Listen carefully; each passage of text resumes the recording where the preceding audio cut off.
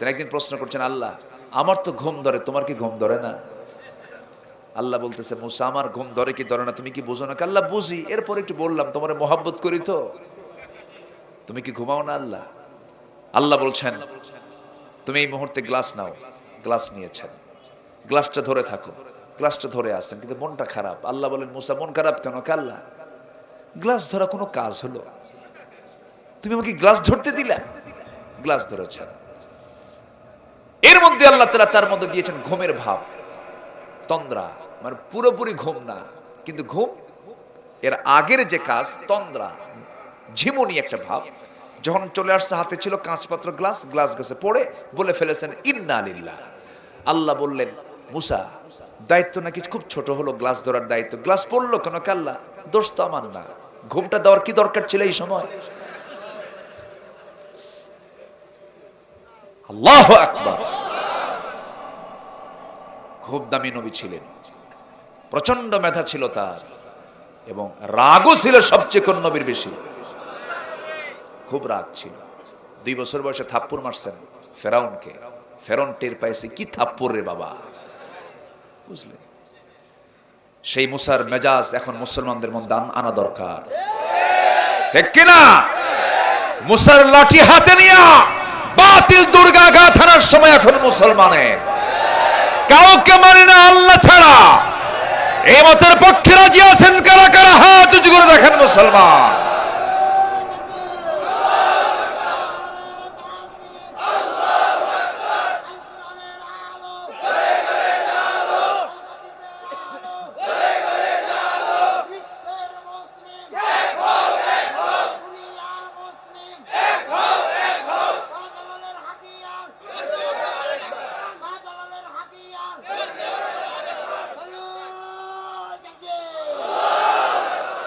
আল্লাহ কবুল করুন, জোরে বলে আমিন। সম্মানিত ভাইয়েরা, মুসা আলাইহিস সালাতু ওয়াস সালাম একদিন বলছেন, আল্লাহ আরেকটা প্রশ্ন করি। কি প্রশ্ন? প্রশ্ন হলো, আমার খুব শখ হচ্ছে আল্লাহ, এই মুহূর্তে এই দুনিয়ায় সবচেয়ে খারাপ লোকটাকে। আল্লাহ বলেন, তুমি এখানে দাঁড়াও। দাঁড়াইছে। কে একটা লোক এদিক দিয়ে হেঁটে আসবে, তার সঙ্গে একটা ছেলে থাকবে, এই লোকটা সবচেয়ে খারাপ। উনি দেখলেন। এরপরে বলছে, আল্লাহ আমার প্রশ্ন কিন্তু অর্ধেক হয়েছে, আর অর্ধেকটা বাদ আছে। কি প্রশ্ন বলো? আর কি? আমি একটু দেখতে চাচ্ছি পৃথিবীতে এই মুহূর্তে সবচেয়ে ভালো লোকটা কোনটা। কে তুমি দাঁড়াও। ওই দিক থেকে বিকালবেলা একটা লোক আসবে, সে হচ্ছে পৃথিবীর সবচেয়ে শ্রেষ্ঠ, আমার পছন্দের বান্দা। বিকেলবেলা দেখে যে লোক সকালে গেছে, বিকেলবেলা ওই লোকটাই আসতেছে। এবার আল্লাহকে বলছেন, আল্লাহ বুঝি নাই কিছু, একটু বুঝাও। মুসা আলাইহিস সালাতু ওয়াস সালাম আল্লাহর সঙ্গে এরকম করে মজা করে কথা বলতেন। যে লোকটা সকালবেলা খারাপ হলো, সে লোকটা আবার বিকেলবেলা কেমনে ভালো হয়, আল্লাহ আমাকে বুঝাও। ভিতরে কিছু রহস্য আছে না নাই? আসতে বলবেন না, আছে না নাই?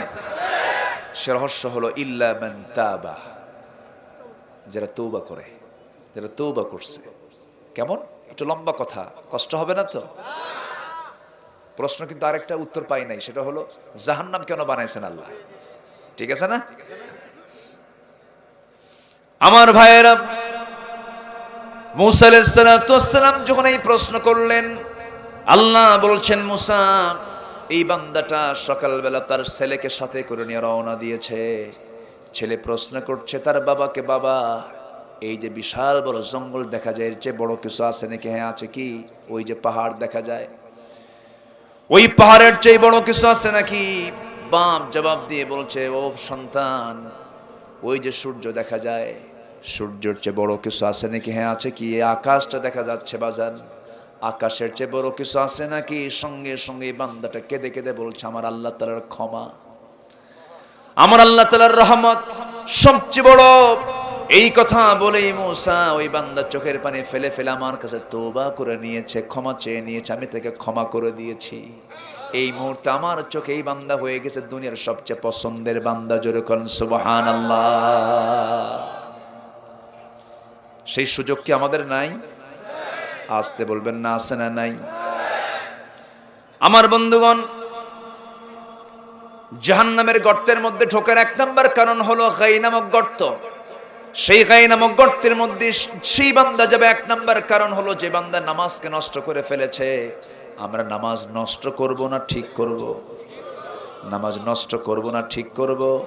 নামাজটা পড়বো আমরা সময় না সময়ে, বুঝে না না বুঝে, জেনে না না জেনে, আস্তে আস্তে না তাড়াতাড়ি। ইন্নাস সালাতা কানাত আলাল মুমিনিনা কিতাবাম মাওকুতা। আল্লাহু আকবার। সময় মতো নামাজ আল্লাহর কাছে সবচেয়ে পছন্দের কাজ হলো সময় মতো নামাজ। আসসালাতু আলা ওয়াক্তিহা, সময় মতো নামাজ। আমার বন্ধুগণ, আমার রাসূল নামাজটাকে কখনো অসময়ে পড়তেন না, খুব নামাজের ব্যাপারে সিনসিয়ার ছিলেন। আমার ভাইয়েরা, এই নামাজ আজকে হেলায় খেলায় সব নষ্ট করে ফেলে, নামাজটা পড়ে না, বুকটা ফেটে যায়। গতকালকে এক জায়গায় মাহফিল ছিল, আমাকে বলা হলো হুজুর গোটা দেশে 5 শতাধিক মডেল মসজিদ বানানো হয়েছে, আপনি এটার প্রশংসা করে একটু ওয়াজ করবেন। আমাকে বলা হচ্ছে মঞ্চে। আমি বললাম ঠিক আছে, অবশ্যই বলবো। আমি মঞ্চে উঠে বললাম, ভাইরা আমার দেশে এখন মসজিদ বেশি না মুসল্লি বেশি? হ্যাঁ, মসজিদ বেশি মুসল্লি কম। আল্লাহ দেখতে চান মসজিদ বেশি হওয়া দরকার না মুসল্লি বেশি হওয়া দরকার? মসজিদ বানায় কি করবেন? একটা গ্রামের এক মাথায় একটা, আরেক মাথায় একটা, মাঝখানে আর একটা মুসল্লি নাই, ঠিক কিনা? মুসল্লি কমিটির মধ্যে দ্বন্দ্ব হয়, আরেকটা মসজিদ বানায়। এরকম তো হালুয়াঘাটে নাই? আছে না নাই? কি যে প্যাঁচ লাগাই দিয়ে যাচ্ছি আমি, প্যাঁচ নাকি না প্যাঁচ ছুটাই দিচ্ছি? হ্যাঁ, এগুলো করা যাবে না। এক সাহাবীর বাড়ি অনেক দূর, বললেন হুজুর আমার কিছু জায়গা আছে, আমি মসজিদকে বানায় নেব। না, দূর থেকে হেঁটায় সব বেশি পাবে।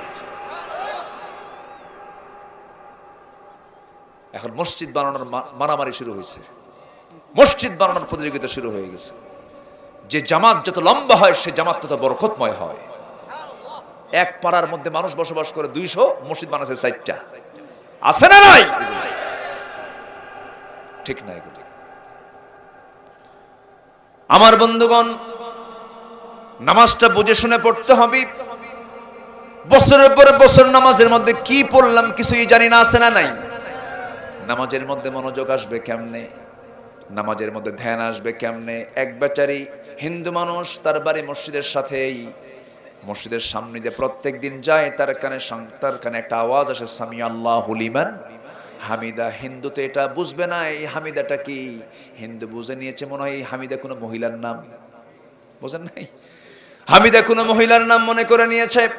প্রত্যেক দিন হামিদার শব্দ শুনতে শুনতে একদিন রাগ করে তার প্রতিবেশী একজন মুসলমান ভাই আছে, তাকে ডাক দিয়ে বলে, ওই ভাই এদিকে আসো, আমি তো হিন্দু মানুষ, আমি বুঝি না, তোমাদের ইমাম সাহেবের হলোটা কি? শুধু এক মহিলার নামে দোয়া করে, হামিদা হামিদা হামিদা। কার মেয়ে? কথা বলেন না, কার মেয়ে? এখন মুসল্লি বলতেছি, ও আমার দাদা ভাই, আমিও 25 বছর যাবত জামাতের সাথে মসজিদে নামাজ পড়ি, আজ পর্যন্ত আমিও ঠিক মতো বলতে পারি না হামিদা মেয়েটা কার মেয়ে। কথা বোঝেন নাই? ও আরেক দাদা, ঠিক আছে না? এই হলো আমাদের নামাজের দশা। ইমাম সাহেব যদি নামাজ একটু লম্বা করে, কিছু কিছু মুসল্লি আছে বলে, হুজুর আপনার কি কোনো কাম নাই? আছে না? আছে না? নামাজ এত লম্বা করে নাকি? অথচ যে নামাজটা যত লম্বা হবে সে নামাজটা তত বরকতময় হবে। গত রমজান মাসে, এই যে রমজানে কিয়ামুল লাইল, মদিনার নবীজির কবরের পাশে নামাজে দাঁড়ায় গেছি। আহারে, নবীজি সোনার মদিনায় শুয়ে আছেন। সবাইকে আল্লাহ পাক যাওয়ার তৌফিক দান করুন। কিয়ামুল লাইল শুরু হয়ে যায় রাত 1টার দিকে, রোজার মাস। রাত 1টায় আমি নামাজে দাঁড়ায় গেলাম। সেই ইমামটার বয়স 80 বছরের বেশি হবে। 80 বছরের বুড়া মানুষ নামাজ পড়াচ্ছেন। 2 রাকাত নফল নামাজ পড়েছি, মাত্র 48 মিনিট লাগছে। কয় মিনিট? 48 মিনিট। ফজরের নামাজ পড়লাম 2019 সালের দিকে, করোনা আসার আগেই আমার বাবা আমার পাশে ছিলেন, মাকে সাথে নিয়ে গিয়েছিলাম হজে। ফজর নামাজ পড়তে দাঁড়িয়েছি, আমার বাবার পায়ে অসুখ, পায়ে ব্যথা, নামাজে দাঁড়িয়েছি।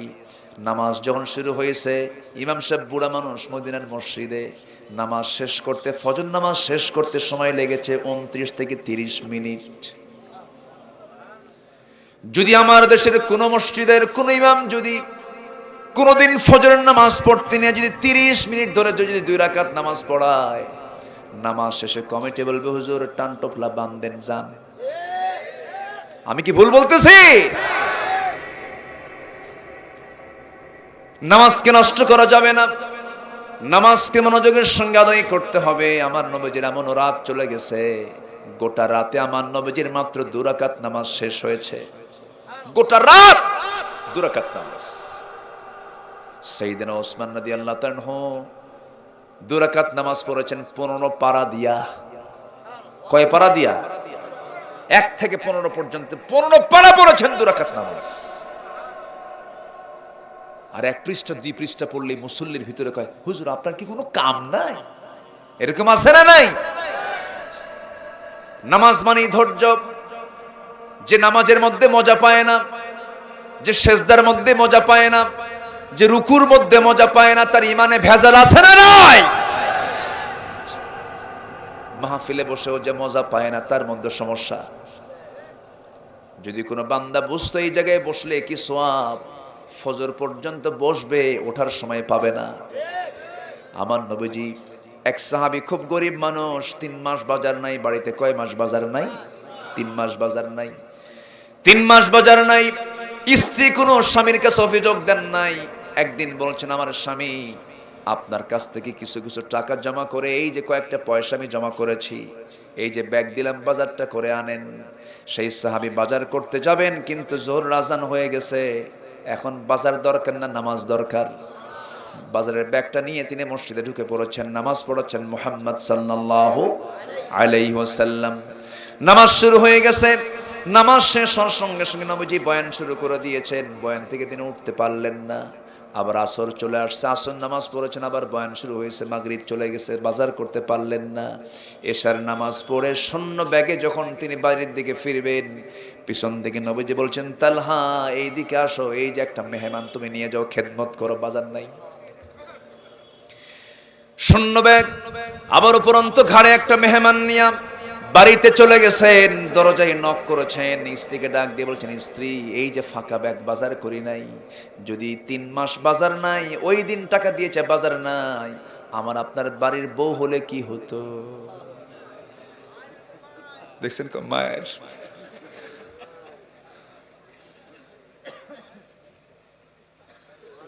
আমার ভাইরা দেখেন কেমন, যেমন স্বামী তেমন স্ত্রী। কি মানুষ তারা ছিলেন, কি ধৈর্যশীল তারা ছিলেন। স্ত্রী আস্তে করে বলছেন আমার স্বামী বাজার করতে পারেন নাই, ভালো কথা, ব্যাগটা দেন, রেখে দেই।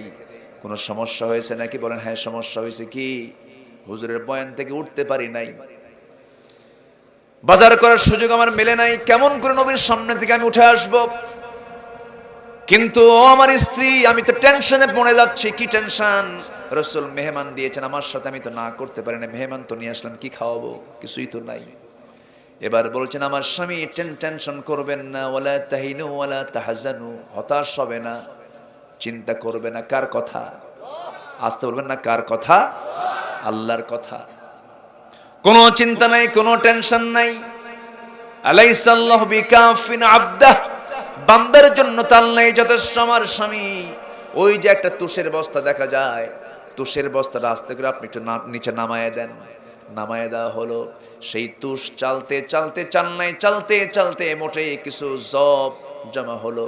সেই জবগুলোকে পিষদানিতে নিয়ে পিষে পিষে খামির করলেন, আটা বানালেন। 2টা মোটে রুটি হলো। সেই 2টা রুটি সুন্দর করে ভেজে নিয়ে স্বামীকে ডাক দিয়ে মুচকি হাসি মেরে বলছেন স্বামী আমার, এই 2টা রুটি মেহমানের ঘরে দিয়ে তাড়াতাড়ি চট করে বের হয়ে আসবেন। আমরা আমাদের ঘরের মধ্যে, আপনি যখন ঢুকবেন চট করে লাইট বন্ধ করে বোঝাবো আমরা খাওয়া খেয়ে নিয়েছি, কিন্তু তাদের পেটে কোনো খাবার নাই। জোরে কোন সুবহানাল্লাহ। 2টা রুটি মেহমানকে খাওয়ালেন। ফজরের আযান বেলাল দিয়েছেন। নামাজে চলে গেছেন, নামাজ শুরু হয়ে গেছে, নামাজ শেষান্তে সবাই চলে যাচ্ছে, পিছন থেকে ডাক দিচ্ছে, তালহা এইদিকে আসো। ভীত সন্ত্রস্ত নবীর সামনে দাঁড়ায় বলছে, হুজুর আমারে মাফ করে দিয়ে, আমি মেহমানদারি করতে পারি নাই, আমি খেদমত করতে পারি নাই। রাসূল বলছেন, না রে না তালহা, উল্টা কথা বলো কেন? গত রাত্রে তুমি এবং তোমার স্ত্রী যে পরিমাণ খেদমত করেছো, মেহমানকে আপ্যায়ন করেছো, আর শাজিম থেকে তোমাদের উপরে রাজির সংবাদ চলে আসছে। জিবরিল আমিন আমাকে সংবাদ দিয়েছেন, তোমাদের জীবনের শ্রেষ্ঠ আমল তোমরা গতকালকে করে ফেলেছো। আমার ভাইরা, আমার বন্ধুগণ, সেই জন্য প্রত্যেকটা জায়গায় ইবাদত আছে না নাই? বলেন, আসতে বলবেন না, আছে না নাই? মেহমান পেলেই কি বলবো? নাউজুবিল্লাহ না আলহামদুলিল্লাহ? বলেন বলেন, কি বলবো? আলহামদুলিল্লাহ। কিছু কিছু বাড়িতে মেহমান দেখলেই চোখ অন্যরকম হয়ে যায়, আছে না নাই? মুখটা ফ্যাকাশে হয়ে যায়। আমার ভাইয়েরা, আমার বন্ধুগণ, কথার তো কোনো থা নাই, বিভিন্ন দিকে লাইন চলে যায়। জাহান্নামে যাওয়ার কয়টা কারণ বলেন? গর্তের মধ্যে ঢোকার কয়টা কারণ? আবার তাফসিরে কুরতুবীর মধ্যে এসেছে আরো 6টা কারণে বান্দাকে আল্লাহ রাব্বুল আলামিন ওই খাই নামক গর্তের মধ্যে ঢুকাবেন। 1 নাম্বার কারণ আমরা এই পর্যন্ত জানলাম, নামাজ নষ্ট করে ফেলা। আরো আছে কয়টা কারণ? না, কুরতুবীর সহযোগ হয়েছে আরো 6টা। আরো কয়টা আছে বলেন? 6টা। মোট 7টা হবে। ব্যাখ্যা সহকারী ইমাম কুরতুবী আরো 6টা কারণ তুলে ধরেছেন। অধিকাংশ মুফাসসিররা তারা এই ব্যাপারে রায় দিয়েছেন। আমার বন্ধুগণ, নাম্বার 2 হলো, কোরআনে বলছেন আল্লাহ রাব্বুল আলামিন, ওয়াত্তাবাউশ শাহাওয়াতি ফাসাউফা ইয়ালকাউনা গায়্যা। নাম্বার 2 হলো, যারা কি করবে? নফসের দাসত্ব করবে, নফস যা চায় তাই করবে। নফসের দাসত্ব করতে গিয়ে কিছু কিছু পাপ হয়, সেই পাপকে 6টা ব্যাখ্যাকারী ইমাম কুরতুবী ব্যাখ্যা করেছেন। আল্লাহ রাব্বুল আলামিন বলেছেন, শর্ট করে ইমাম কুরতুবী এটাকে ব্যাখ্যায় নিয়ে এসেছেন। বলছেন, এই নফসের দাসত্ব করে কিছু কিছু অপকর্ম হয়, যা 6টা খণ্ডে ভাগ করা যায়। নাম্বার 1 হলো, যে জেনাকার জেনা করতে করতে বুড়া হয়ে গেছে, জেনা ছাড়ে না, এমন বুড়া জেনাকার আছে না নাই? আসতে বলবেন না, আছে না নাই? যারা হাদিসের প্রাজ্ঞ, হাদিসের যারা প্রবীণ, তাদেরকে বলা হয় শাইখুল হাদিস। যারা জেনা করতে করতে বুড়া হয়ে গেছে, জেনা ছাড়ে না, ওদেরকে বলা হয় শাইখুজ জানি। শাইখুজ জানি হাদিস আসছে না? হাদিস আসছে, আল্লাহ তাআলা 3 শ্রেণীর দিকে কিয়ামতের দিন তাকাবেন না। 1 নম্বর হচ্ছে শাইখুজ জানি, যারা বুড়া জেনাকার, আল্লাহ তাদের দিকে তাকাবেনই না, তাদেরকে খাই নামক গর্তের মধ্যে ঢুকাবেন। নাম্বার 2 হলো, মদ খায়া খায়া পাকা হয়ে গেছে, মদ ছাড়ে না, বুড়া হয়ে যায়, মদ ছাড়ে না, আল্লাহ তাআলা গাই নামক গর্তের মধ্যে ঢুকাবেন। যে সুদখোর, সুদ খেতে খেতে পাকা হয়ে গেছে, সুদ ছাড়ে না, আল্লাহ তাআলা তাকে গাই নামক গর্তের মধ্যে ঢুকাবেন। সুদের কারবার তো হালুয়া ঘাটের কোথাও নাই। এই ওঠে কে দেখেন তো? যে উঠবে সেটাই সুদ খায়। বসে দোয়া করে দিই নাকি? হ্যাঁ, আলোচনা চলুক, আলোচনা চলুক। আল্লাহ, এত সুন্দর মানুষ, বলি আলহামদুলিল্লাহ। আরো জোরে আলহামদুলিল্লাহ। হ্যাঁ, কোথায় বাদুর?